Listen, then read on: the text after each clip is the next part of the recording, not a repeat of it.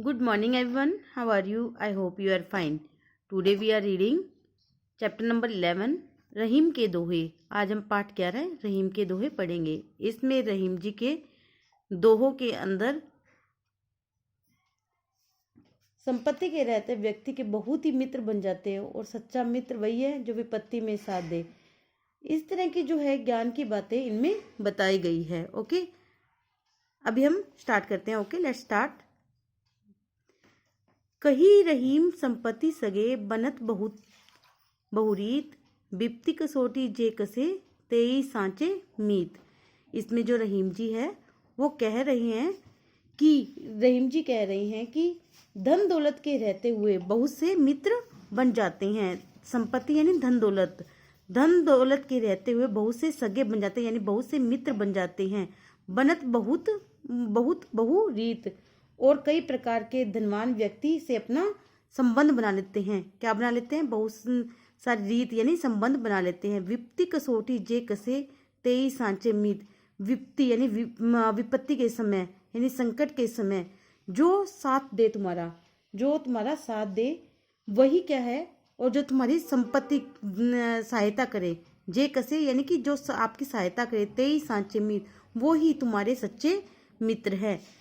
इसमें रहीम जी कह रहे हैं कि धन दौलत के रहते यानी संपत्ति के रहते तो सभी सगे बन जाते हैं, सभी मित्र बन जाते हैं और बहुत सारे रीत रिवाज संबंध स्थापित कर लेते हैं। लेकिन जो आपकी विपत्ति में, आपके संकट में आपका साथ दे, आपका साथ रहे और आपकी सहायता करे, वही आपका सच्चा मित्र है। नेक्स्ट देखिए। जाल पड़े जल जात बही, तजी मीनन को मोह, रहीमन मछली नीर को तजू न छाड़ती छो। इसमें रहीम जी कह रहे हैं कि जाल पड़े जल जात बही, कि जाल के पड़ने पर जल मछली को जाल में, लेकिन जो मछली है वो जल से अपना मुंह नहीं छोड़ती। यानी कि जो शिकारी है वो जल में जाल डालता है, उस जाल के पड़ने पर मछली जाल को छोड़कर नहीं जाना चाहती और वो जल को भी नहीं छोड़ना चाहती। रहीमन मछली नीर को तजु न छोड़ती मुंह, लेकिन रहीमन जी कह रहे हैं कि मछली नीर को, पानी को नहीं छोड़ना चाहती, वह उससे अपना मुंह नहीं छोड़ना चाहती, उसके साथ जो प्रेम है उसका वो नहीं छोड़ना चाहती। इसलिए वो जल के अभाव में, यदि उसको जल नहीं मिलेगा, पानी नहीं मिलेगा, तो वो उसको तड़फ कर मर जाती है। समझ आया इसमें क्या कहा? कि यदि जाल के पड़ने पर यानी जल में डालने पर जल में मछली के जाल में छोड़कर वह चला जाता है, लेकिन मछली जो है वो जल को नहीं छोड़ना चाहती, और यदि उसको जल से बाहर निकाल दिया जाए तो वह तड़प कर मर जाती है, वह उससे अपना मुंह नहीं छोड़ती। नेक्स्ट देखिए। तरवर फल नहीं खात है, सरवर पियत न पान, कभी रहीम पर काज हित, संपत्ति संचयी सुजान। इसमें रहीम जी कह रहे हैं तरवर क्या होता है? पेड़ फल को नहीं खाते, और सरवर होते हैं तालाब पानी नहीं पीते।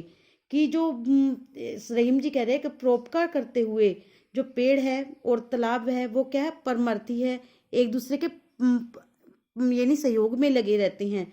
वे हमेशा एक दूसरे को क्या करते हैं? सहयोग करते हैं। पेड़ अन्य प्राणियों को फल देते हैं लेकिन खुद उसका एक फल भी नहीं खाते, और जो सरवर है, तालाब है, वो दूसरों को पानी देते हैं लेकिन वो खुद उसका पानी नहीं पीते। कही रहीम पर काज हित, संपत्ति संचती सुजान। इसमें रहीम जी कह रहे हैं कि ये दूसरों के हित में लगे रहते हैं और दूसरों को संपत्ति देते हैं, लेकिन वो खुद इसका बिल्कुल भी संचय नहीं करते, यानी इसको इकट्ठा नहीं करते, एकत्र नहीं करते। ओके, समझ में आया? थोथे बादर क्वार के जो रहीम गहरात, धनी पुरुष निर्धन भये करे पाछली बात।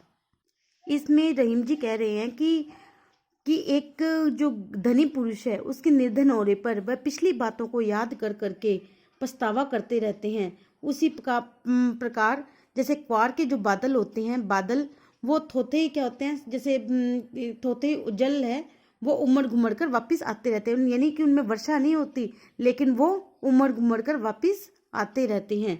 क्वार क्या होता है? वर्षा का एक महीने का नाम है, वर्ष के एक महीने का नाम है क्वार, यानी कि ओके, समझ में आया? क्योंकि यदि जो धनी व्यक्ति है यदि वो निर्धन हो जाता है यदि गरीब हो जाता है तो वह पिछली बातों को याद करता रहता है। उसी तरह जो कुआर के बादल हैं वो भी थोते होते हैं, क्योंकि ये क्या करते हैं, इनके बादलों से वर्षा नहीं होती, लेकिन वो उमड़ घुमड़ कर वापिस आते रहते हैं। ओके, समझा? Okay, next.